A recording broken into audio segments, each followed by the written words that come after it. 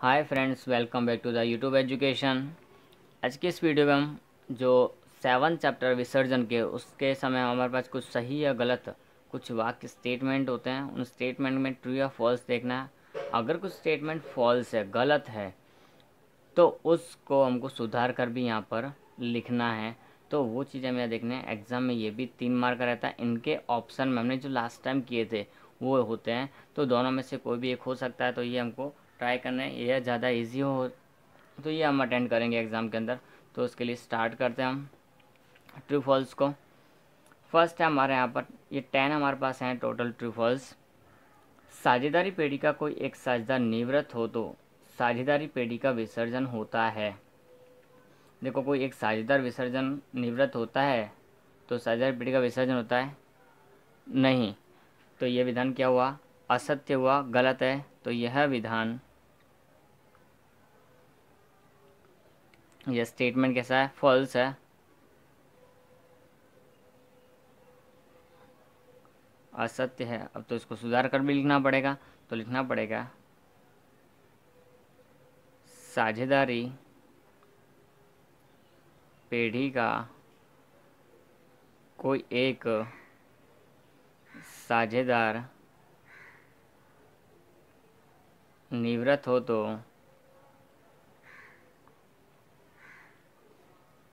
साझेदारी का विसर्जन हो सकता है। साझेदारी का विसर्जन हो सकता है, पेढ़ी का नहीं होता। तो ये हमारा, इसको सुधार कर लिखना है, वो भी हमने यहाँ पर लिख दिया है। अब सेकंड स्टेटमेंट की तरफ आगे बढ़ते हैं। साझेदारी पेढ़ी के विसर्जन के संदर्भ में अदालत हस्तक्षेप कर सकती है। हाँ, क्यों नहीं कर सकती है। तो दो प्रकार से हमने देखा भी था। तो यह विधान सत्य है। यह विधान कैसा है? सही है, सत्य है। तो इसको हमको सुधार कर लिखना होता नहीं है, वो सही है, अदालत हस्तक्षेप कर सकती है। साझेदार पेढ़ी के दायित्व का भुगतान करने के लिए साझेदार की निजी संपत्ति उपयोग नहीं हो सकता। गलत हो सकता है। यह विधान क्या है? सत्य नहीं है, असत्य है। कैसे असत्य है? क्योंकि साझेदारी पेढ़ी की जवाबदारी अमर्यादित होती है।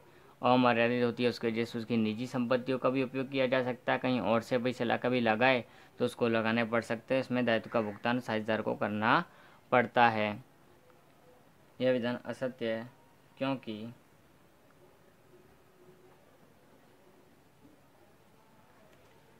साझेदारी पेढ़ी के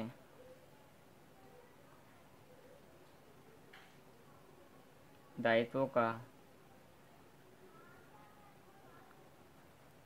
भुगतान करने के लिए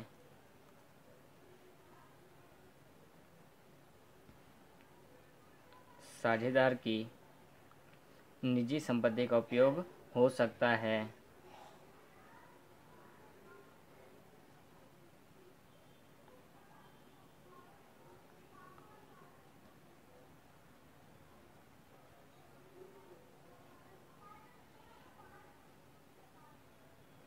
नेक्स्ट, अब फोर्थ क्वेश्चन की तरफ हम आगे बढ़ते हैं। तो साझेदार की पत्नी की स्त्री धन में से लोन पेढ़ी के तीसरे पक्षकारों के पहले भुगतान की जाती है। तो असत्य, साथ में ही भुगतान की जाती है, थर्ड पार्टी के साथ में, तीसरे पक्षकार त्राहित पक्ष के साथ में की जाती है, उससे पहले नहीं। तो ये भी लिखना पड़ेगा। यह विधान क्या है? हमको सारे विधान ध्यान रखना, ध्यान से पढ़ने। कहीं भी थोड़ा सा भी चेंजेस अगर एग्ज़ाम वालों ने किया तो चेंजेस हो सकते हैं। तो यह विधान क्या है? असत्य है क्योंकि साझेदार की पत्नी की स्त्री धन में से लोन पीढ़ी के तीसरे पक्षकारों के दायित्व के साथ ही भुगतान की जाती है।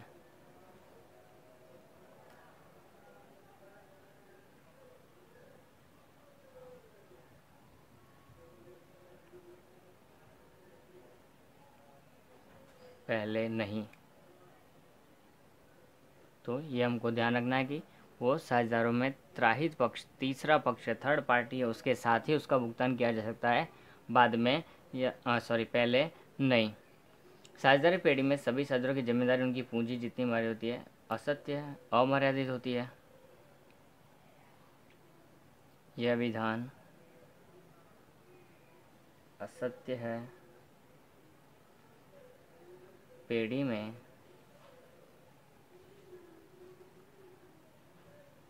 सभी साझेदारों की जिम्मेदारी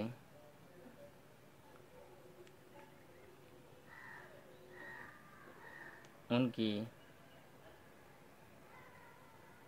पूंजी जितनी मर्यादित नहीं होती है, अमर्यादित होती है। असीमित अमर्यादित होती है, उसके लिए कोई मर्यादा नहीं। जितना भी देवा है, भुगतान करना है, वो करना पड़ेगा, चाहे वो कहीं से भी पैसे ला कर दे, अपने निजी संपत्ति में से या कहीं से भी। तो ये हमारा 5 क्वेश्चन हुए। इसके 5 क्वेश्चंस और हैं अभी, तो वो भी हम यहाँ देखेंगे। साझेदारों को उनके लाभानी के अनुपात में कर्मचारी लाभांश फंड बांट दिया जाता है। गलत, कर्मचारी लाभांश फंड तो नहीं बांटा जाता है। तो पेड़ी का दायित्व कर्मचारियों को लाभ है, साझेदारों को बांटा जा सकता नहीं है। यह विधान असत्य है।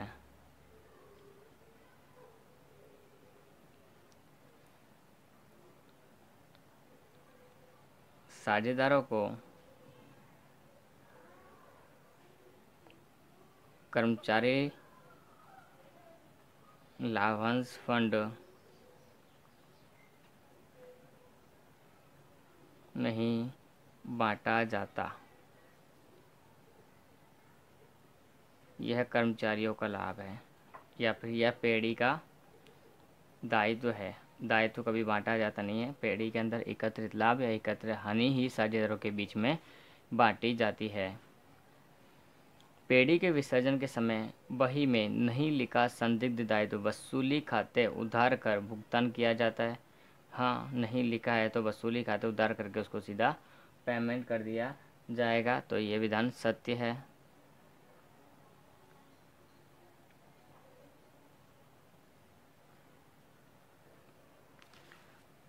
नेक्स्ट, पेड़ी के विसर्जन के समय देनदार निम्नानुसार थे।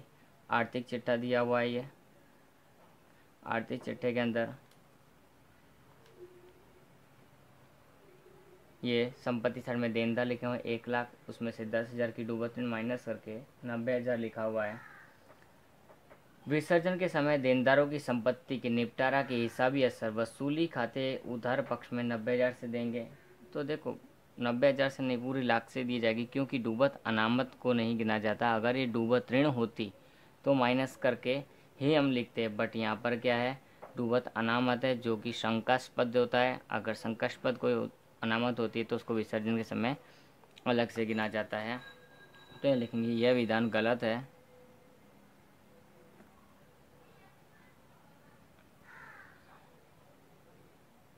विसर्जन के समय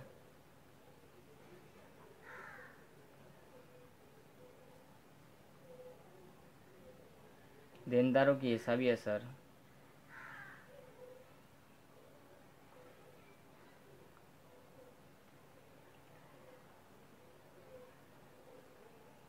वसूली खाते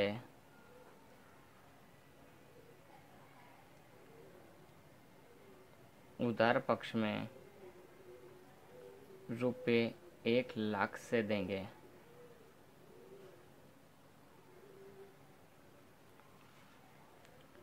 पेड़ी के विसर्जन के समय नेक्स्ट हमारा 9वां है। विसर्जन के खर्च के भुगतान की जिम्मेदारी पेड़ी की हो, वह कोई साझेदार भुगतान करे तो उसका लेखा पेड़ी में नहीं होगा। तो विधान गलत है। लेखा तो करना पड़ेगा। यह विधान कोई भी टाइप का हो, लेखा होगा ही। यह विधान असत्य है। पेड़ी में लेखा किया जाएगा। इतना सा हम लिख देते हैं इसको शॉर्ट में। पेड़ी के विसर्जन में डूबत ऋण वापसी का लेखा करने की कोई नहीं आवश्यकता है। यह विधान भी असत्य है। यह विधान कैसा है? असत्य है।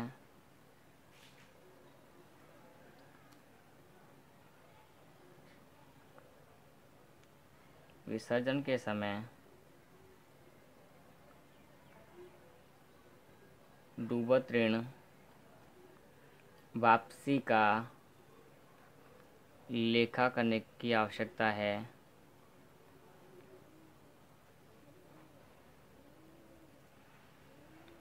तो ये हमारे क्या हो जाएंगे? ट्रू फॉल्स थे, सही गलत थे, सत्य असत्य विधान थे, वो भी हमको यहाँ करने। इस तरह से 3 मार्क का ये क्वेश्चन हमारा ग्रेड होता है। और ये जो हमारा थ्योरेटिकल पोर्शन था चैप्टर में और प्रैक्टिकल इसमें से आता भी नहीं है, तो चैप्टर 7 यहाँ हमारा कंप्लीट हो जाता है। अगर इस चैप्टर के बारे में और कोई डाउट्स हो, कोई प्रॉब्लम्स हो तो वो पूछ सकते हो। प्रैक्टिकल सम्स इसमें से एग्ज़ाम के रिलेशन से हम देखें तो होते नहीं है, सो फालतू हमको टाइम वेस्ट करना है नहीं उस सब के पीछे।